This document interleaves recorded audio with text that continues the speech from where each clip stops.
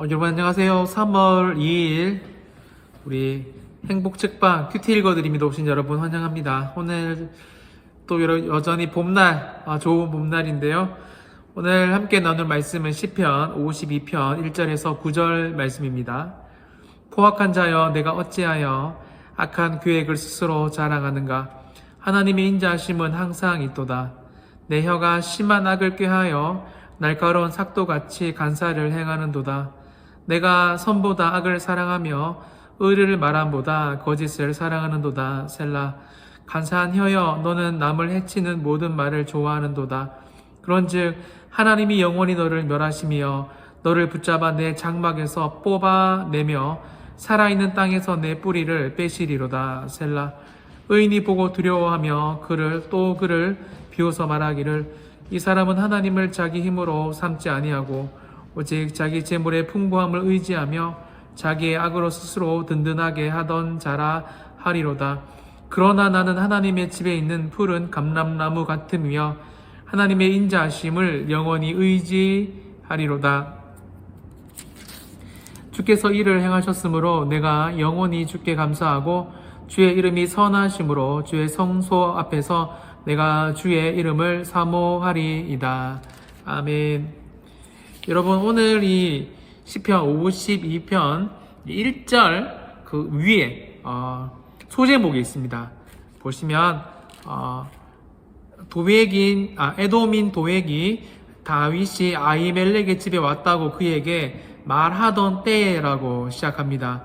여러분 이 도액은 사울이 왕이 되어서 주변에 여러분 그 국권이 중요하잖아요. 그래서 강대한 나라를 만들기 위해서 주변에 이 장군들을 모집할 때 그가 유용하게 사용했던 동력했던 목자장이 바로 여러분 도액이란 사람입니다. 도액이 왜 유명한지 아시죠? 도액이 다윗이 사울을 피해서 몇 사람들을 데리고 도망할 때에 제사장 아히멜렉에게 잠시 피합니다.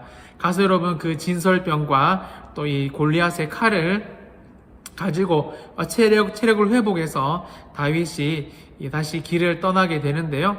그런데 이 악한 도액이라는 사람이 사울에게 이 고자질, 우리말로 쉽게 말하면 꼬지릅니다.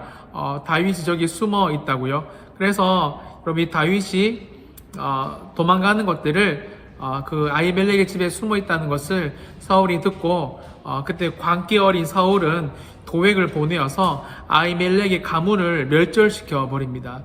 제사장 가문이었잖아요. 그런 악한 사람이 바로 여러분이 도액이란 사람이었습니다. 제가 말씀드린 건 사무엘상 21장에 다 나오는 내용들인데요. 오늘 이 1절에 보시면 그런 배경하에 이 다윗이 도액이 아히멜렉의 가문을 다 멸절시켰던 사건을 바로 듣고 쓴 시가 오늘 시편 52편인데요. 1절에 보시면 포악한 자여 누구겠습니까? 바로 도액입니다. 그들은 악한 계획을 스스로 자랑하고 또한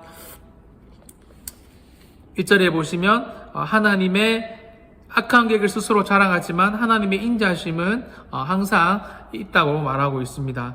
여러분이 사실 세상에만 도액 같은 사람이 있는 것이 아니라 여러분이 교회 안에도 안타깝게도 도액 같은 사람이 있습니다. 교회를 비판하고 목회자를 비판하고 성도를 쉽게 비판합니다. 사실을 전달하는 것과 나의 주관적인 감정을 실어서 비판하는 것은 너무 다른 것입니다. 그죠? 그런데 그런 사람들을 보면 본인만 옳고 다른 사람은 다 틀립니다. 본인이 잘못했다라고 이야기하는 경우를 거의 보지 못했습니다. 옹졸한 사람들이죠. 여러분 그래서 이 다윗은 계속 고백을 하는데요. 도액이 이렇게 될 거라고 말합니다. 5절을 보시면 그런즉 하나님이 영원히 너를 멸하시며 너를 붙잡아 내 장막에서 뽑아내며 살아있는 땅에서 내 뿌리를 빼시리로다. 셀라라고 말하고 있어요. 여러분 다시 말해 이 땅에서 도액의 존재가 하나님으로 인해서 심판받고 사라질 거라고 이야기하고 있습니다. 여러분 내 뿌리를 땅에서 뿌리를 뺀다라는 말은 당연히 여러분 인간이 땅을 의지하며 살아가는데 이 도액의 인생이 망하게 되는 것들을 의미하는 거죠. 여러분, 그래서 7절에 보시면 이 사람은 하나님을 자기 힘으로 삼지 아니하고 오직 자기 재물의 풍부함을 의지하며 자기의 악으로 스스로 든든하게 하던 자라라고 말하고 있습니다. 이런 도액 같은 사람, 도액이 이런 사람입니다. 하나님을 자기 힘으로 삼지 아니하고 오직 자기 재물의 풍부함을 의지하며 자기의 악으로, 자기가 3번이나 들어가죠. 그만큼 자기 중심적인 사람들이 바로 도액, 그리고 도액 같은 사람들이다라는 겁니다. 그들은 다시요, 다른 사람들의 이야기를 듣지 않습니다. 자기만 다 맞다라고 이야기합니다. 8절이 활용정점입니다. 그러나 나는 하나님의 집에 있는 푸른 감람나무 같으며 하나님의 인자하심을 영원히 의지하리로다. 도액 같은 사람, 도액이 그런 일들을 행했지만 다윗 어떻게 말하고 있습니까? 그러나라고 말하면서 나는 하나님의 집에 있는 푸른 감람나무 같다라고 말하고 있습니다. 여러분, 감람나무가 뭐냐면 올리브 나무인데요. 지금도 이스라엘 지방에 가보면 이 올리브 나무가 되게 큰 나무들은 10m가 넘습니다. 1000년이 넘는 올리브 나무들이 있대요. 그만큼 생존력이 강하고 오랫동안 살 수 있는, 어떻게 보면 정말 끈기 있는 튼튼한 나무가 바로 이 올리브 나무입니다. 그리고 여러분, 올리브 나무가 1000년 이상을 사니까 여러분이 세월이 입증시키는 나무라는 겁니다. 잠깐 반짝했다가 없어지는 그런 나무가 아니라 정말 꾸준히 튼튼히 건재함을 보여주는 게 올리브 나무의 특성입니다. 사랑하는 여러분, 저는 오늘 본문의 말씀에서 이 하나님이 의인들, 특별히 다윗이 자신의 인생과 의인들의 인생을 대비하면서 푸른 감람나무 같다라고 말했던 걸 보면 시간이 지나가면 안다라는 것입니다. 이 하나님이 아끼시는 사람이 누구인지, 그리고 누가 악인이고 누가 의인이었는지를 여러분, 시간만 좀 지나가면 푸른 감람나무가 건재하고 있는 것처럼 악인들은 없어질 거고 뿌리가 뽑힐 거고 의인들은 하나님의 도우심으로 살아가게 될 거라고 이야기를 하는 것입니다. 사실 다윗이 오늘 본문을 쓸 때는 여전히 도망을 다니고 있을 때였습니다. 여러분, 상상해 보세요. 하나님이 훗날 사용하셨지만 다윗이 손가락질 당하면서 도망자의 신세가 다윗의 비참하고 처량한 인생이었습니다. 하지만 다윗 13년 후에 유다의 왕이 되고 7년 후에는 이스라엘을 통합하는 왕이 됩니다. 그래서 다윗은 9절처럼 말합니다.